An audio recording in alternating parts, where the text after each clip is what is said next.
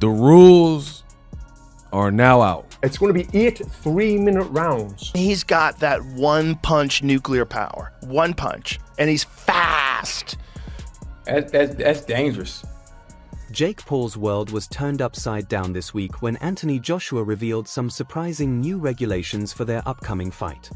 These are rules unlike anything Jake has faced before, set to take effect on every December pause, 19th, every punch is 2025. governed by real Jake stakes, may have and in that expected environment, another Jake straightforward bout like his past matches, but the new guidelines leave no margin for error.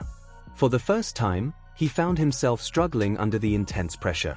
But was Jake Paul deluded enough to think it was a good option to get in the ring with Anthony Joshua? Yes, it's really happening. Jake Paul will face the two-time unified heavyweight world champion Anthony Joshua on Friday, December the 19th. Anthony Joshua has completely changed the dynamics of this week's fight.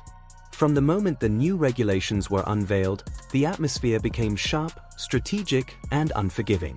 For the first time, his confidence seemed deliberate yet slightly vulnerable. This wasn't Jake Paul controlling the narrative, it was Joshua defining the battleground. The message was unmistakable: there would be no leniency. Joshua didn't need to shout or make a show of it. The rules themselves sent a clear warning, signaling serious trouble for Jake. Very upset that this YouTuber who's fought Tommy Fury, who's a legit boxer, and a couple other guys that were legit boxers. That's it. Jake's a good novice.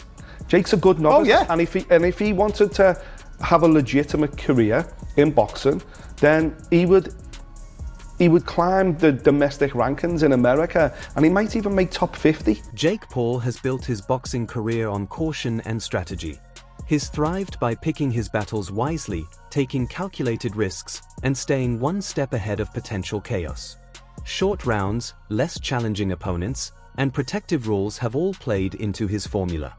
This approach has served him well against lesser-known fighters, aging MMA competitors, and faded stars. This is a 34-year-old Anthony Joshua. This is a terrifying human being. Terrifying. Anthony Joshua doesn't follow that same playbook. He isn't focused on hype, viral clips, or headlines. He's trained for stamina, accuracy, and sheer power. When he addressed the new rules, there was no marketing spin, only a clear warning. They were professional, unyielding, and unavoidable. These rules weren't designed to shield Jake, they revealed his vulnerabilities. It's going to be an 8-round fight with 3-minute rounds and 10-ounce gloves. The bout will take place at a heavyweight, obviously. It's going to be 8 3-minute rounds. You might think, well, that's better for Jake Paul, and I'm thinking, not really. It's better for Anthony Joshua because he's just going to go all out for them 8 3-minute rounds. The first challenge came with the structure of the fight itself: 8 rounds, each lasting 3 minutes. At first glance, it might seem reasonable. Some even call it a short fight. But in heavyweight boxing, 8 rounds can be punishing. Fatigue builds quickly, errors become costly, and the pressure transforms into a tangible weight, bearing down on your shoulders, your legs, and your mind. You've got to be in it to win it, and AJ was in the right place to maximise the opportunity around him, and he has defined a sensational legacy with a catalogue of world title fights against an array of opponents. Top heavyweight fighters know how to make every second count. They don't rush, they invest, disrupt rhythm, and patiently wait for mistakes they can exploit without hesitation. Jake's previous approach relied on controlling the pace, asserting early dominance, and relying on short bursts of energy that often masked inefficiencies. The new rules strip all of that away. Every second matters now, every moment is critical, and every slip can be costly. Jake is no longer sheltered, he's fully exposed. 200 pound versus 252 pound. We got a 252 pounder in Anthony Joshua. Joshua has mastered endurance at this level. He knows exactly how long 3 minutes can feel when your legs start to fail and your hands drop even slightly. Jake lacks that depth of experience. He's accustomed to adrenaline covering up mistakes and masking fatigue. Endurance deficits don't announce themselves loudly, they creep in, showing as slower reflexes, heavier breathing, and balance that feels borrowed. That's when a fight truly turns. Shorter rounds only benefit the fighter with the stronger engine. For anyone else, they merely postpone the inevitable toll. Both fighters will be using 10-ounce gloves for the duration of the contest. Next came the gloves, 10 ounce at heavyweight. This isn't just a number, it's a statement. These aren't meant to soften blows or provide mercy. They bring clarity and leave nothing hidden. At over 220 pounds, every ounce of mass behind a punch matters. Smaller gloves transfer force with precision, rewarding accuracy and punishing hesitation. Joshua has thrived under these conditions his entire career. Jake, on the other hand, has far less experience with this level of intensity. These gloves don't make the fight fair, they amplify the risk, exposing every hesitation, every misstep, and every moment of doubt. There's no cushion, no escape, only impact and accountability. The contest is a professional bout and will go on the boys' records. But that being said, this is heavyweight boxing, anything can happen. The most punishing rule came just 5 days before the fight. Anthony Joshua introduced a longer count before a knockout could be called. It may sound like a small technical detail, but it's pure psychological warfare. Jake's survival strategy has always relied on quick recoveries. Hit the mat, shake it off, blink, get back up, and move forward. The referee's count used to act as a small safety net. Joshua removed that net, forcing fighters to linger in the moment of danger. Wobbly legs, a hazy mind, and uncertain balance, all of it magnified. Now, every second is a test, proving to yourself and the world that you can still stand, still defend, still fight.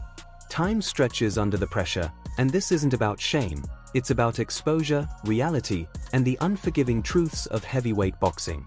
Now we just want to see it because there's a lot of hate out here on influencer boxing. A lot of people have got different opinions on boxing these days. But I want to ask you, do you box? Joshua didn't introduce that rule by accident.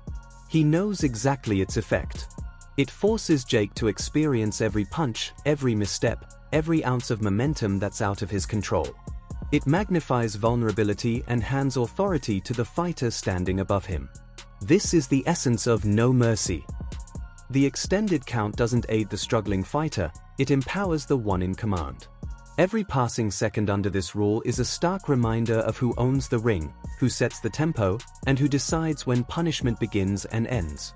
It's ruthless, deliberate, and unmistakably Anthony Joshua. 6'6", just not just 6'6", but 6'6", and knows how to use every fucking inch of it. Knows how to keep that stick in your face. He was keep that jab in his face, and that right hand, if it hits you, you're fucked. He's not going to come in drained. What he's going to do is just do extra cardio, and that's just going to make him more dangerous. He's going to be terrifying, and he's going to have a lot to prove. He's going to be very angry that Jake Paul wants. The 245-pound weight limit is another subtle trap. It might sound fair or neutral, but it doesn't hinder Joshua, it strengthens him. His body is perfectly suited for this range. He doesn't need to bulk up, cut down, or tweak his timing. He enters fully optimized. Jake, however, is moving up in weight, stepping into mass that doesn't match his conditioning or reflexes. Extra pounds can slow your feet, your hands, and your breathing. Bigger doesn't automatically mean stronger or safer, it just means heavier and slower. The difference between carrying weight and being truly dangerous comes from experience, structure, and time in the ring. That isn't borrowed, it's earned. Jake is borrowing weight, Joshua owns it. He's a specialist at putting knuckles through your fucking brain, and that's what he's going to try to do to Jake Paul. And anything. Now, consider the professional sanctioning. This isn't influencer boxing, this is real, high-stakes boxing. Records matter, losses linger, and stoppages are precise and unforgiving. Referees don't cater to personalities or hype, they enforce the rules. Once you sign the professional contract, the sport doesn't care about fame or social media buzz. It's about control, impact, and authority. Joshua has countless professional rounds under his belt, Jake does not. Experience counts. In a sanctioned fight, mercy is gone. Every choice, every pause, every punch carries weight, and in that environment, Jake's vulnerabilities are laid bare. This is a giant Olympic gold medalist heavyweight. I mean, Anthony Joshua is fucking Here's terrifying. the thing that nightmares are made of. Now add geometry into the mix, reach and height. Joshua enjoys nearly 6 inches of reach advantage, and it influences every punch, every jab, and every reset. Longer rounds only magnify this problem. Joshua doesn't need to rush, he can step back, measure, and reset at will. Jake, meanwhile, must repeatedly close the distance, navigating space designed to be dangerous. With both fighters orthodox, the mechanics are predictable, favoring the more seasoned boxer. There are no quirks to exploit, no surprises to hide behind. The ring offers no concessions to Jake, and the rules stretch the challenge squarely against him.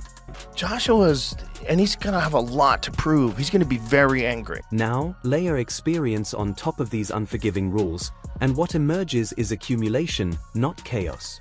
Joshua has spent hundreds of rounds in the ring, learning to conserve energy, disrupt rhythm, and punish without hesitation. Jake has far fewer rounds under his belt. Longer rounds give veterans the chance to pace themselves like accountants, collecting body shots, applying subtle pressure, and inflicting mental strain, all with deliberate consistency. Toughness alone doesn't prevent damage, it merely keeps you standing.